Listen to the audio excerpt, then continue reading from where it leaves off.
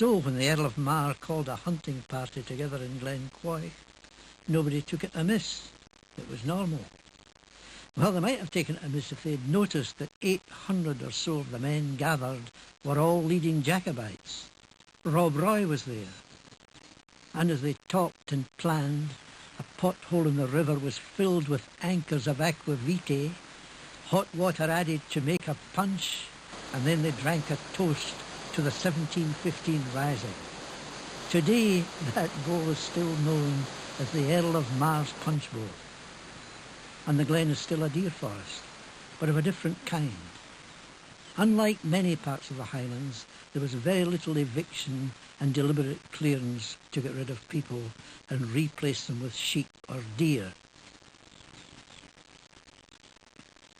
Below the Linn of Dee, you can follow wee paths leading through the ruins of former clachants. Now, certainly the folks of Glen Louis were cleared in 1726, and from the adjacent Glen Eye in 1840. On the whole, however, the cotters left because with the opening up of the country, an easier life was to be had elsewhere. There's a house in the Larrigrew Pass that's called Louis Beg, 1,400 feet above sea level. It lies empty now, but down the road near Braemar, I spoke to a fresh 81-year-old who lived there from 1912 to 1925, and before that lived in an even lonelier house. Everybody calls you Nell Barnett, and yet it was 1912 when you left the Barnett.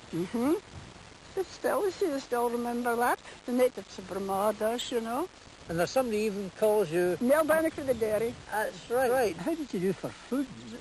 You know, how did your father and mother feed the family and so on? Well, the roads were all blocked. I tell you, we had in this huge bags of bowls of flour, oatmeal, and sugar, and then we had our own, I tell you, our own milk, which we'd buy tins of milk too, in case the cow was, didn't have milk. But that bought at Louis Beg. My mother washed, that was her wash house, and she baked in there. And baked scones and oat cakes, and she roasted up the cakes in front of the low fire. You see the oat cakes? That's how it was done. You once told me that how green the Barnett was compared to how dark the dairy was. As you go, I've been through Glen Tilt. As you go down Glen Tilt, all the hills are green there, even Benaglow. And yet, when you were staying up at the Louis, I know you climbed Ben McDewey no fewer than 22 times. Yes, I did. How did that come about?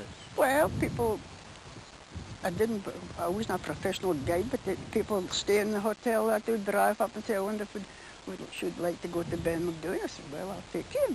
I'll tell you, once I was in top of Ben McDewey, and it was just getting on lovely at the cairn, but down came the mist, as thick you couldn't see a hair of your finger. There was only one right away to Ben McDewey, and that was up Quoich, up the Strand Weir. I never lost none of them, all took them home safely. No mountain rescue. Of course, I was always told never to go in if I saw a mist, just steer clear of it, which is a very good idea. See, nowadays some of them don't know about mists, it can be very dangerous. And do you feel that something sad has passed with the abandonment of all these glens? Oh, definitely.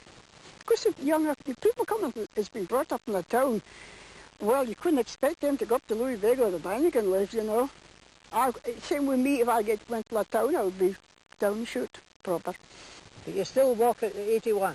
Yes. People said to me in the village, did you walk? Well, I said, what could I do? There's nobody come to take me down. That Ben McDewey stood you in good stead. Oh, well, I couldn't tackle Ben McDewey now anyway. I just have to sit at the bottom and look up.